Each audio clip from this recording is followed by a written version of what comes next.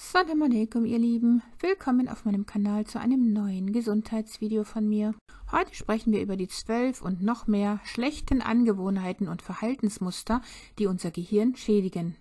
Angewohnheit Nummer 1 ist, zu viel Zeit drinnen zu verbringen, denn unser Körper muss draußen sein und dem Sonnenlicht ausgesetzt sein, um Vitamin D zu produzieren.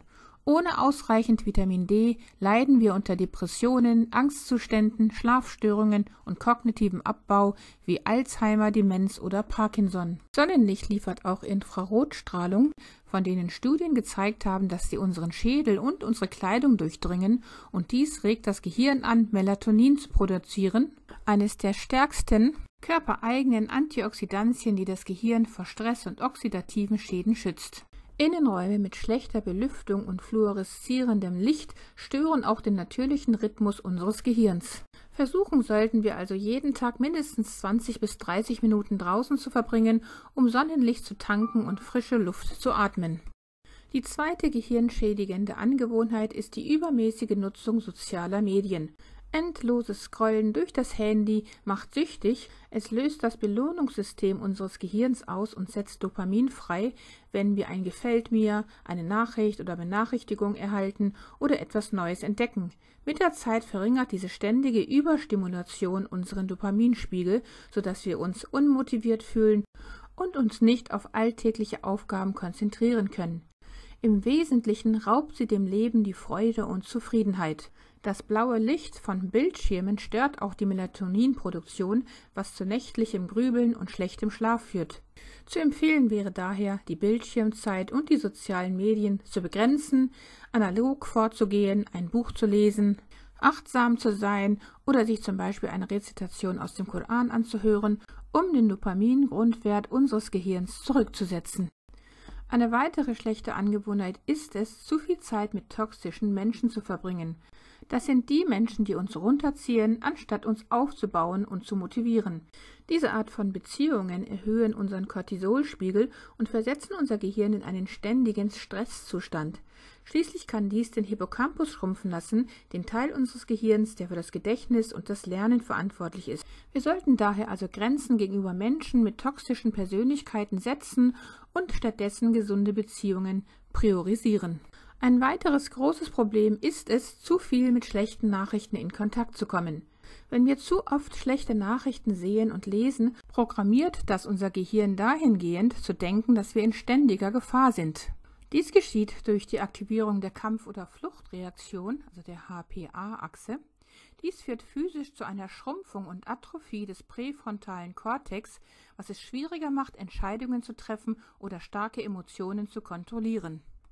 Beschränken wir daher unseren Nachrichtenkonsum auf ein paar Minuten pro Tag und konzentrieren wir uns auf positive, aufbauende Geschichten, um positive Nervenbahnen zu stärken. 5.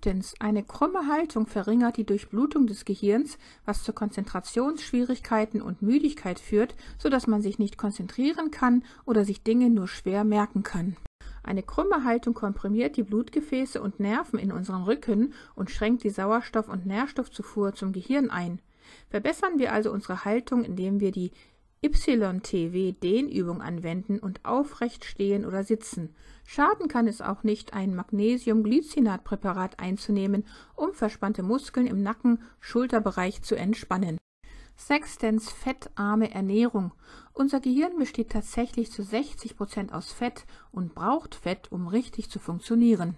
Alles, was unsere Fett- oder Cholesterinaufnahme reduziert, zum Beispiel fettarme Ernährung oder Statine, senkt den Spiegel der Omega-3-Fettsäuren und der fettlöslichen Vitamine A, D, E und K, wodurch unser Körper sich schlechter anpassen und schlechter neue Gehirnzellen bilden kann. Wir sollten daher darauf achten, gesunde Fette wie fetten Fisch, Avocados, Samen, rotes Fleisch und Eier in unsere Ernährung aufzunehmen.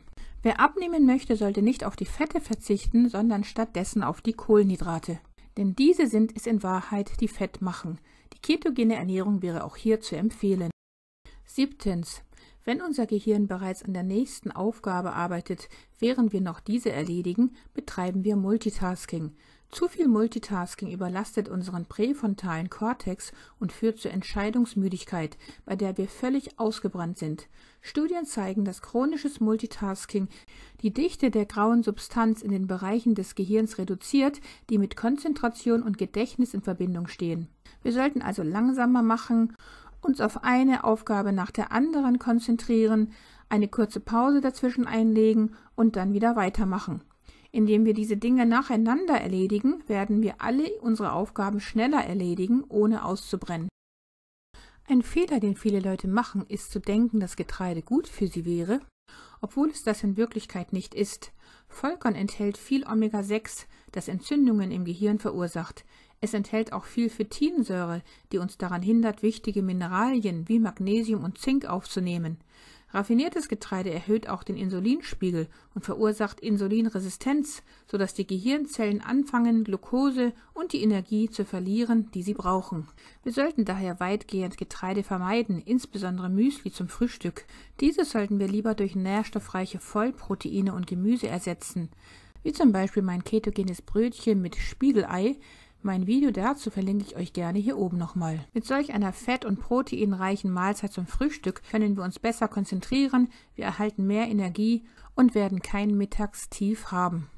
Der Mythos von der Schädlichkeit von rotem Fleisch. Rotes Fleisch, insbesondere Rindfleisch und Leber und besonders auch Lammfleisch, ist reich an Vitamin B12 und Hemeisen, das rote Blutkörperchen bildet. Dies ist sehr wichtig, um Sauerstoff und Nährstoffe zu Neuronen und Nervenzellen zu transportieren. Ohne diese Nährstoffe leiden Menschen unter Müdigkeit, Konzentrationsschwäche und sind anfälliger für Aufmerksamkeitsstörungen wie ADHS. Wie gesund und lebensnotwendig hochwertiges, rotes, grasgefüttertes Fleisch ist, um unser Gehirn zu stärken.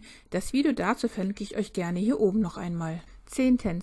Zu viel Koffein aus Kaffee, Tee oder Limonaden wie Cola kann unseren Vitamin B1-Spiegel senken und unser Nervensystem überstimulieren. Zu viel Koffein verursacht mit der Zeit Angstzustände, schlechten Schlaf und Nebennierenschwäche, wobei unsere Drüsen mit der Produktion von Cortisol nicht mehr Schritt halten können, was sich negativ auf das Gehirn auswirkt. Stattdessen würde ich empfehlen, morgens nur eine Tasse hochwertigen Bio-Kaffee oder noch besser meinen Daffee zu trinken, also den Kaffee aus Dattelkernen. Mein Video dazu verlinke ich euch gerne hier oben nochmal. Koffeinhaltige Limonaden sollten vermieden werden. 11. Lebensstil mit hohem Insulinspiegel. Insulin ist das Hormon, das ausgeschüttet wird, wenn wir eine Mahlzeit zu uns nehmen oder wenn wir Kalorien aus Getränken zu uns nehmen. Kurz gesagt, das Schlimmste, was wir unserem Gehirn antun können, ist ein ganztägiger hoher Insulinspiegel, der schließlich zu Insulinresistenz und zum Verhungern der Gehirnzellen führt. Dies wird mit Demenz und neurodegenerativen Erkrankungen im Alter in Verbindung gebracht. Naschen ist wohl der häufigste Auslöser für Insulinresistenz, ebenso wie der Verzehr von zu vielen Lebensmitteln mit hohem glykämischem Index oder zuckerhaltigen Lebensmitteln. Schaut euch unbedingt mein Video zur Insulinresistenz nochmal an, wo alle Einzelheiten erklärt werden. Für unser Gehirn ist es besser, intermittierendes Fasten zu praktizieren, weniger häufig zu essen und sich auf tierische Proteine statt auf Kohlenhydrate zu konzentrieren.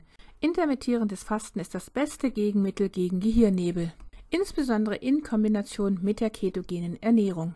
Mein Video dazu verlinke ich euch ebenfalls hier oben. 12. Mangel an gesunder Stimulation. Das Gehirn ist ein formbares Organ, das sich bei richtiger Belastung umformen und neu gestalten kann. Körperliche Betätigung beispielsweise fördert den vom Gehirn abgeleiteten Neurotrophenfaktor, den BDNF, der das Wachstum neuer Gehirnzellen unterstützt. Geistige Übungen, wie das Erlernen einer neuen Fähigkeit, das Lösen von Rätseln oder Lesen, können gesunde Nervenbahnen stärken und dabei helfen, geschrumpfte Teile des Gehirns wieder zu beleben. Davon abgesehen versteht es sich von selber, dass natürlich Dinge wie das tägliche Trinken von alkoholischen Getränken zu vermeiden sind, da diese die Neurotransmitter erschöpfen und aktiv Gehirnzellen zerstören. Ebenso erhöhen Rauchen und Vapen den oxidativen Stress und schädigen Neuronen. Diese und alle anderen Arten von Drogen sind ja nicht umsonst in unserer Religion verboten. Elementare Eisenpräparate zum Beispiel können auch eine rostende Wirkung auf das Gehirn haben, da sie nicht richtig verstoffwechselt werden. Wie kann man die Gesundheit des Gehirns also nun verbessern? Das Vermeiden der oben beschriebenen Gewohnheiten ist ein guter erster Schritt, die Gehirnfunktion aktiv zu verbessern. Hochintensives Intervalltraining hilft dem Hippocampus beim Wachstum und Trainieren neuer Gehirnzellen, um Gedächtnis, Lernfähigkeit und Stimmung zu verbessern. Ansonsten ausreichender Schlaf, Gehirntraining wie oben schon beschrieben, wenig Kohlenhydrate, Cholin aus rohem Eigelb, Omega-3-Fettsäuren und andere wichtige Nahrungsergänzungsmittel, die ich alle in meinem Video zum Gehirnboosten, also zur besseren Durchblutung des Gehirns, beschrieben habe. Das Video dazu verlinke ich euch hier oben.